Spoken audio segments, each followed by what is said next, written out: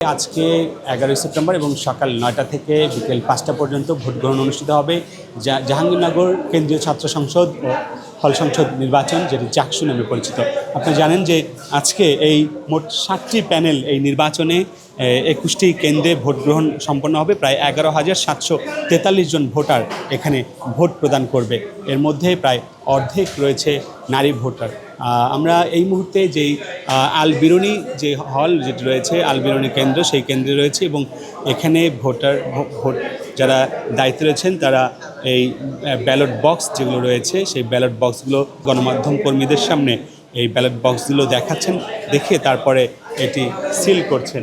বেলা 9টায় vote গ্রহণ অনুষ্ঠিত হবে এবং চলবে 5টা পর্যন্ত। যেটি বলছিলাম যে মোট 21টি কেন্দ্র এবং শিবির সমর্থিত প্রার্থী যিনি কিনা আরিফ এবং জিএস প্রার্থী মাজেহার এবং একই সঙ্গে বিএনপির সমর্থিত প্রার্থী সাদি এবং বৈশাখী প্যানেল এবং একই সঙ্গে বাক্সেস থেকে প্রার্থী হয়েছেন জিতু এবং উজ্জ্বল আল বেরুনি।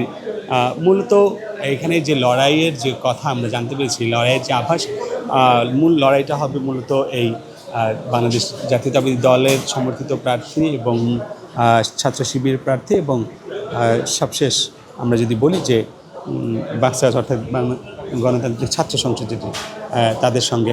তো কি আমরা একটু কিছুক্ষণের মধ্যেই ভোট শুরু হবে, আমরা চেষ্টা করব আপনাদেরকে ভোটের খবরাখবর সব জানানোর জন্য। বান্ডেল থাকলে প্রতি সেনমানিতে টাকা বাঁচবে। বিকাশ সেনমানি বান্ডেল কিনে জিতুন প্রতি লেনদেনে।